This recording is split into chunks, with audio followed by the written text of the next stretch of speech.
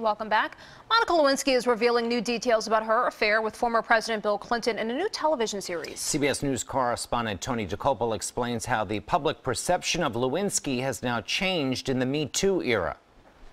He, paid a lot of attention to me. Monica Lewinsky says she still feels ashamed at how she behaved after meeting President Clinton as an intern at the White House in 1995. My underwear had showing, my thong underwear, and I thought, well, I'll up the game. It was unnoticeable to everybody else in the room, but he noticed.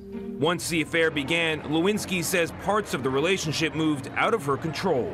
If he called me, I couldn't call him back. I was completely at his mercy in that way. 3 years later, the affair made national headlines. I did not have sexual relations with that woman. Bill Clinton eventually regained his footing on the public stage. There's a lot of votes still in play here. Lewinsky, meanwhile, reveals she considered suicide.